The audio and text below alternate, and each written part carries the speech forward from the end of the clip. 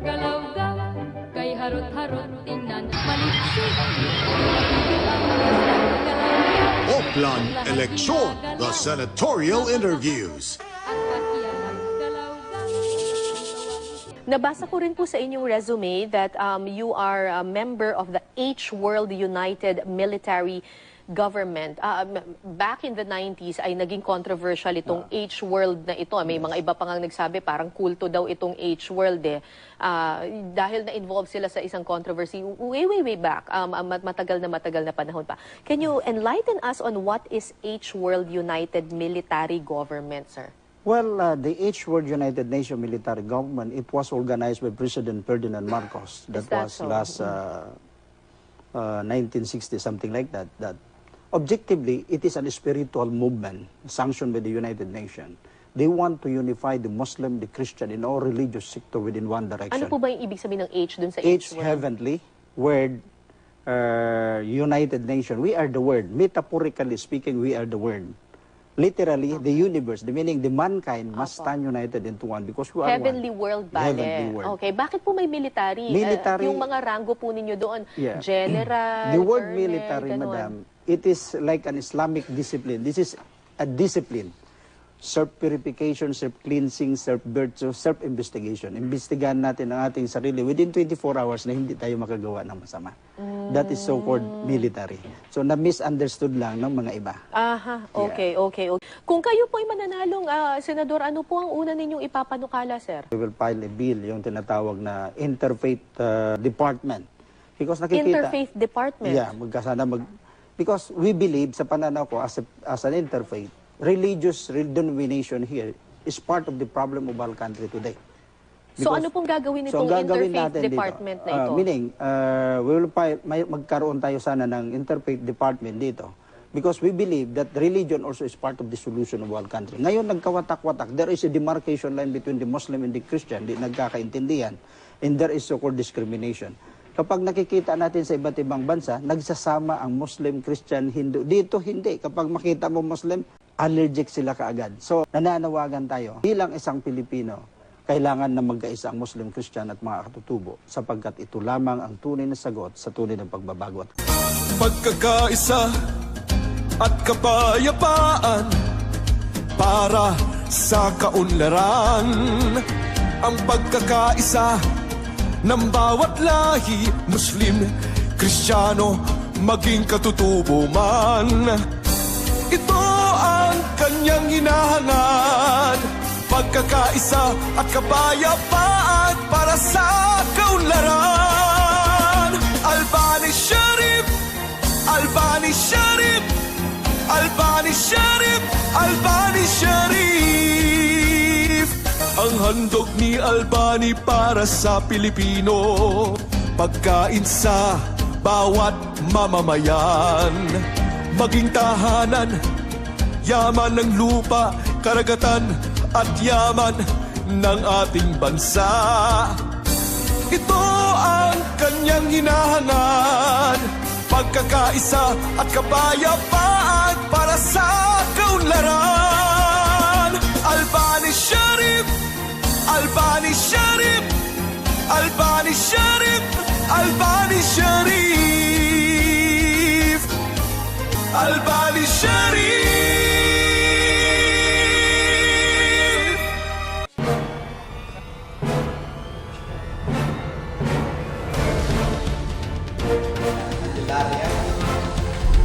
Leaders of the Guardian of the Mga kababayan, Ibrahim Sharif Albani. Nandito na si Sharif Albani, mamamayan ng tawi-tawi. Nagsisikap para sa pag-unlad, tunay at tapat, naglilingkod sa sino man. Siya'y matapat at makabayan, kahit sino dinadamayan. Kahit saan ka man ay tutulungan, Muslim ka man o Kristiyano. Ibrahim Sharif Albani ay pasalamatan, siya'y matapat, makabayan, makatapat.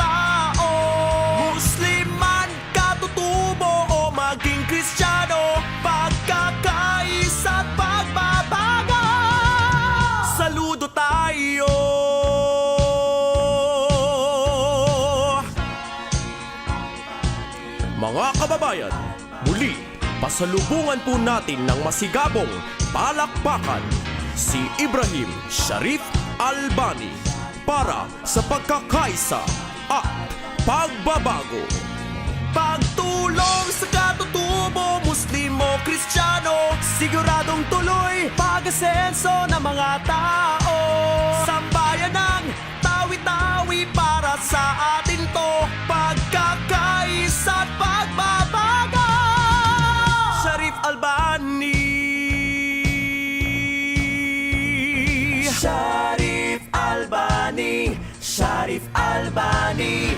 Nandito na si Sharif Albani, mamamayan ng tawi-tawi. Nagsisikap para sa pag-unlad, tunay at tapat, naglilingkod sa sino man. Ibrahim Sharif Albani ay pasalamatan, siya'y matapat, makabayan, makatao. Muslim man, katutubo o maging Kristiyano, pagkakaisa at pagbabago. Sharif Albani, Sharif Albani, Sharif Albani, Sharif Albani, Sharif Albani, Sharif Albani, Sharif Albani, Sharif Albani, Sharif Albani, Sharif Albani, Sharif Albani.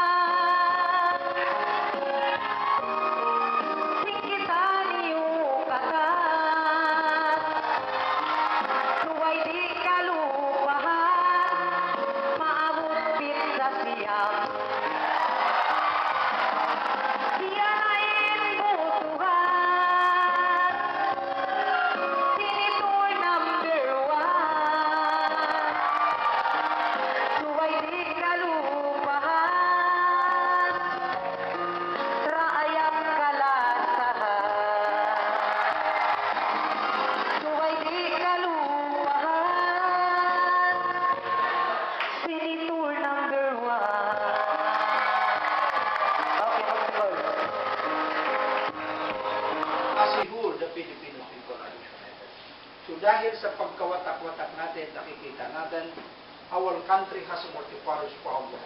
Problem of morality, child abuse, disease, corruption, terrorism, killing, drugs, rampant. Almost 97% na puisyon na lahat ng barangay may drugs. Man-made war in Mindanao is beyond our control. For me, all those problems, they are all minor problems because we have the vital problem of our country today. What are the vital problems? Which is the abject poverty. Gutom ang lahat ng mamamayan Pilipino from Batanes to Taon. Ito po ang dahilan bakit si Albani lumahok sa politika. We have 24 senators in our country today. 21 in Luzon, 3 in Visayas, 9 in Mindanao. What is justice, equality, and national leadership? We have no voice from Mindanao. Because we are Muslim, because we are indigenous people. So there is always a discrimination in our country today. Number 2, out of 100% income of the national government, 65% came from Mindanao, 35% Luzon and Visayas. Without Mindanao, the Philippines can never stand alone. But in terms of development, what the national government did, it only did 5 to 10%. Whereas justice, equality, in terms of national development. Kung isang matutal mo, the Mindanao people, sila po ang nagpapakain sa Luzon, Visayas. So, in terms of internal revenue, ano po ang sinukil sa atin? Agahan mortal, tanghalian ba? So how could we reconcile this kind of issue? So bilang isang kapatid ng Muslim, I just want to spark something na papanahon. Because we have been backsliding in terms of education, in terms of technology, in terms of development. What is Dubai compared to the resources of Tawi-Tawi?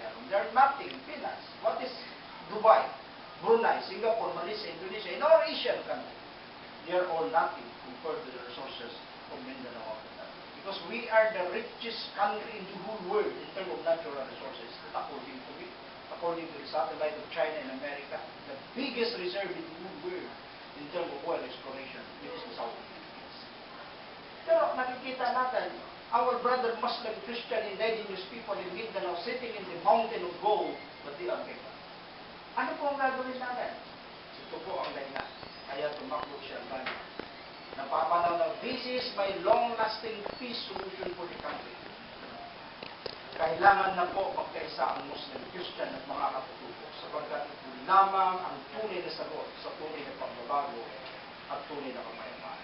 I am appealing to the Mindanaoan. I am the voice of the Mindanaoan. Give chance for a Muslim.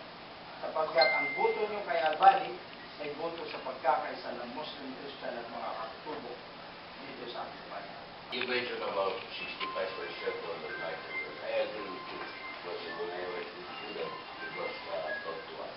Now, with this development, once you will be given the opportunity to sit as senator of our country, what would be your priority to address this problem? Well, for me, the foundation of the government is the barangay. If the barangay is weak, the administration is weak. If the barangay is strong, the administration is strong. What is barangay? The barangay from the root words mean hiring public, hiring government. Ang barangay natin sa Tawi-Tawi, especially in Hulo, Basilan, walang tubig, walang school, walang hospital. You see? Walang daan. There's no such livelihood. Sometimes wala pang office. Paano matatawag barangay? So I am appealing to the administration. Kailangan magkaroon ng massive development starting from the barangay level. So this is the solution. Massive development po para bibigyan natin ng barangay multipurpose capacity. Whatever suitable project sa kanila, yun ang gagawin natin. Don't you think China is now pulling that because of the oil deposit? Well, for me, as long as oil deposit is concerned, there is always an international intervention. You know? Because we believe that the richest country, which is Philippines of relative, like this South China Sea, mayroon na tayo kasi dyan tinatawag na ang Ulus, di ba? Yes. The Ulus, that both Philippines in China, they are part of signatory of the Ulus. No? So nakikita natin, the government, the Philippines government, gusto talaga na i-claim ito. So for me, I just want to remind to the Filipino people, especially the academic lawyers, pinanganak ang bansang Pilipinas, 18th century. Naging independent tayo, 18th century. While the China government, in fairness to them, from a 11th, 12th, 13th to 14th century, they have their own existing government, emperor, under Emperor Yung, under so-called Ming Dynasty. Di pa tayo pinanganak. So for me, what is our juridical personality? Justification to pay. Now, so I am suggesting, requesting to the August body, especially to the lawyers, since that the Sultanate of Sulu in North Borneo are already annexed as part of the Republic of the Philippines because they have a bilateral trade agreement between China and Sultanate of Sulu in the advent of 1409, 1405, that was 14th century, the treaty. So based on the treaty, that South China Sea is part of the Sultanate of Sulu. Why not the government use the Sultanate of Sulu as one of the justifications in order to claim the South China Sea para matibay? Number two, kapag hindi kaya, why not establish a win-win solution? Meaning win-win solution, itong resources na ito is not intended for Philippines government or the China or the Americans. This is intended for mankind. Why not share it? But we have the UNCLOS to follow. As far as the boundaries concerned, recognize the water boundaries. Yeah, as long as UNCLOS is concerned, nagdibatihan pa yan eh. Yeah? So, para sa akin, if really the national government talagang serious, why not use the Sultanate of Sulu? Because Sultanate of Sulu is belong, the South China Sea is belong to the South China to the Sultanate of Sulu. So, if you want to use that territory, because Sulu Archipelago annexed as part of the Republic of the Philippines, everybody must accept that one. So, if we will get the Sultanate of Sulu as one of the justifications, we are in the winning one. So, just given the answer, how would you address the issue in status? Tulad ng sinabi ko sa ina, kanina, Miss Property Islands, term of resources, kasi baka magiging dahilan ng digmaan. Diba? So, sinong kawawa dito? Which is tayo. Tayo ang kawawa. Because South China Sea, China, they are also superpower nation. Ito naman, America, superpower nation.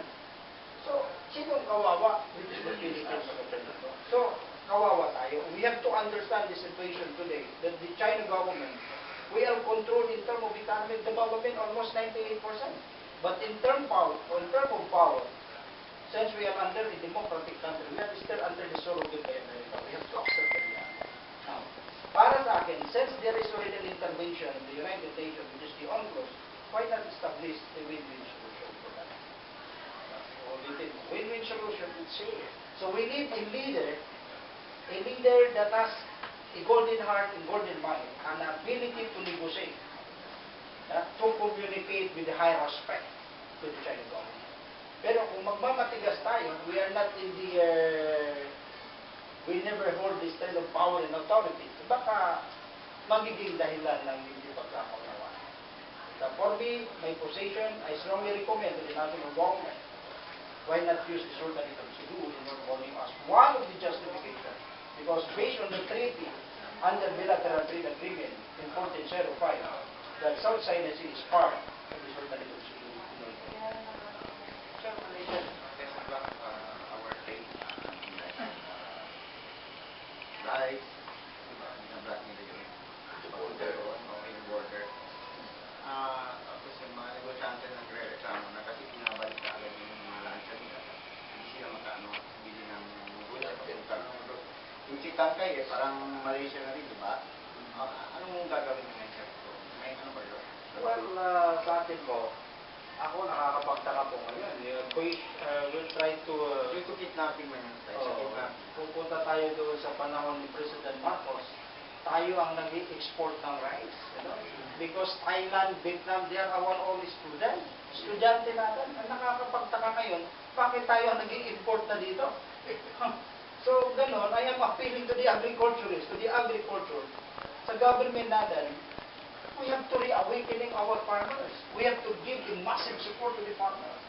To establish, let us convert Mindanao into a food pasture. Because we believe, Mindanao, idle ang mga land nila ngayon. Tingnan mo ang Japan, bumibili pa ng lupa, taniman nila. Look at Brunei, Dubai, bumibili pa sila ng lupa. Dito, nakatiwang-wang yung lupain natin. But for me, the best solution is unity and diversity among the Filipino people.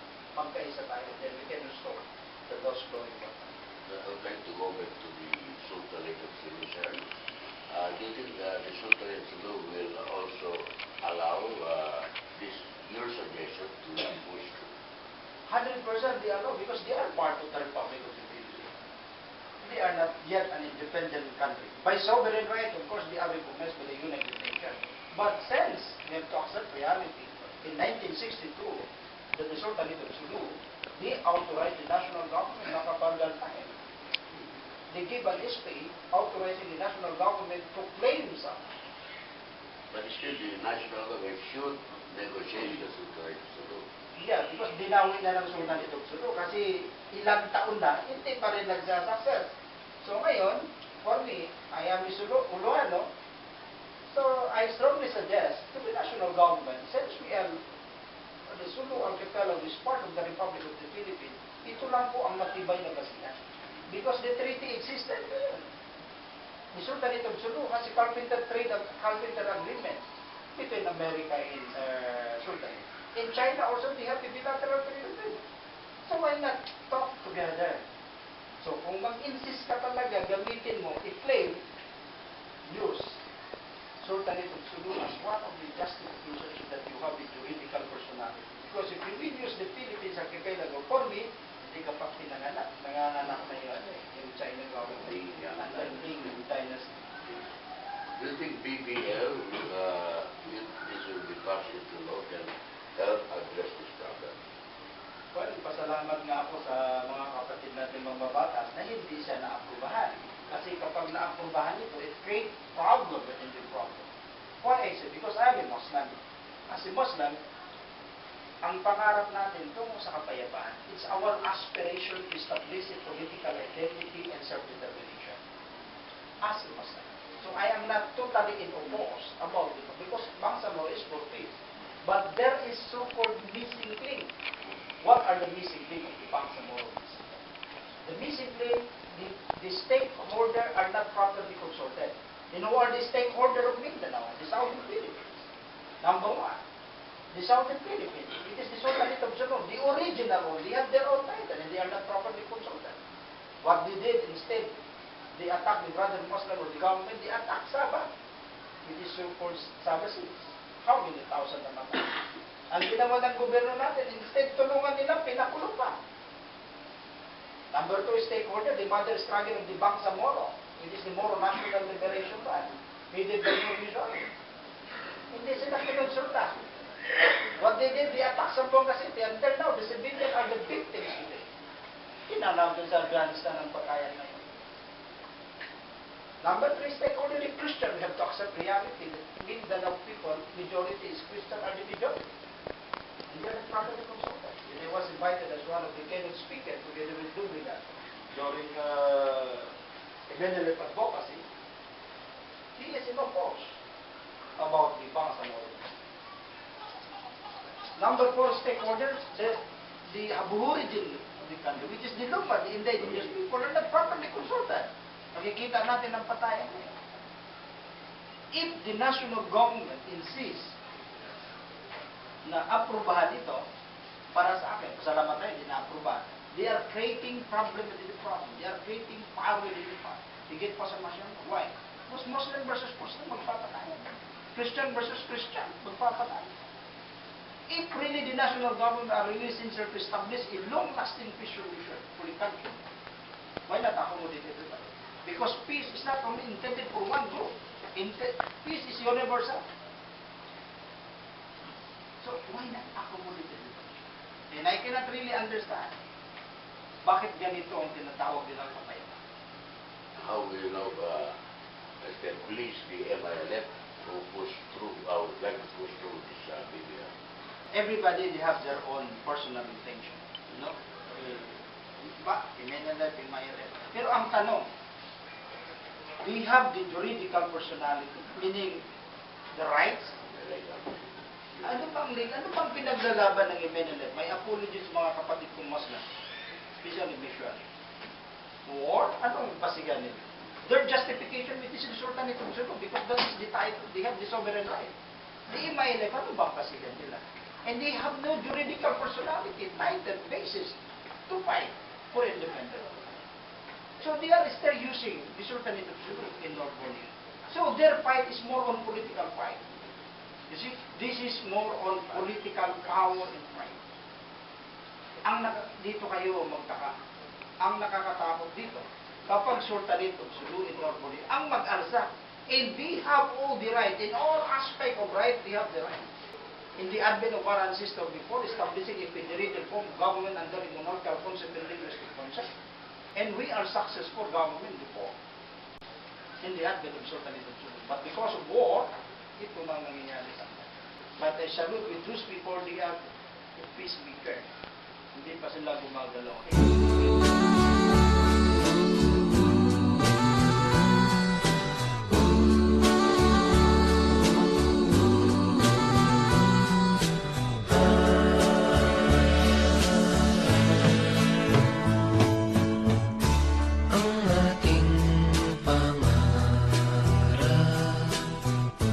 Ay di nalalayo,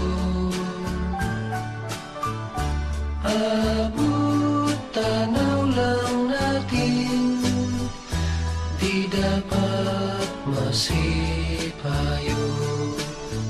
May langit din sa lupa na di nakikita. Buksan lang ang dibdib at ito'y madarama. Kung ikaw ay lalayo sa aking buhay, lagi mong tatandaan ako'y maghihintay. Kay ganda ng buhay, huwag nating sayangin. Bilang natin alam, may nagmamahal din.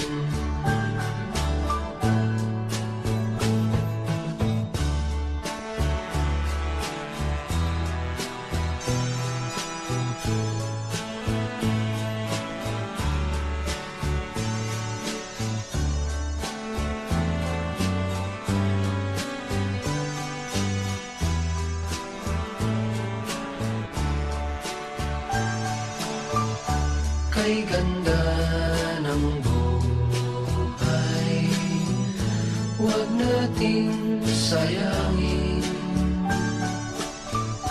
Di lang natin alam, may nagmamahal din.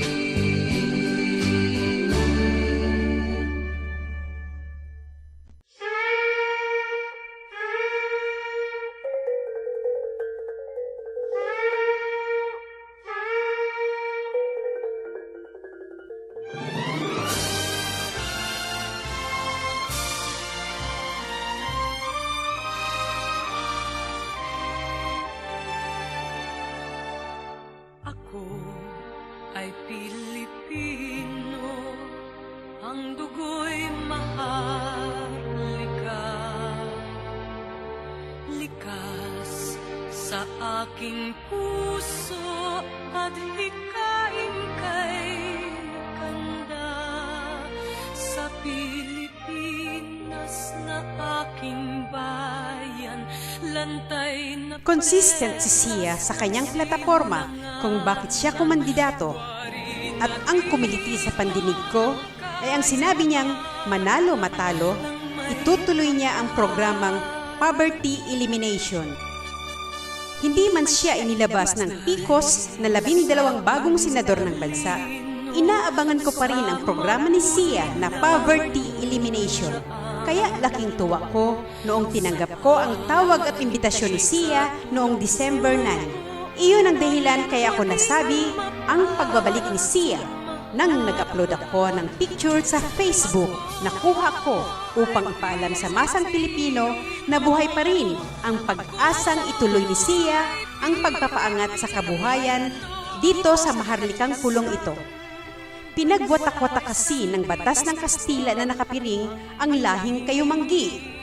Kaya ang kailangan ngayon ay magkaisa na tayong tao sa Pilipinas at walang diskriminasyon sa kulay ng balat, lahing pinagmulan, relihiyong kinasasapian at katuruang kinabibilangan. Ay, Pilipino, Pilipinong totoo.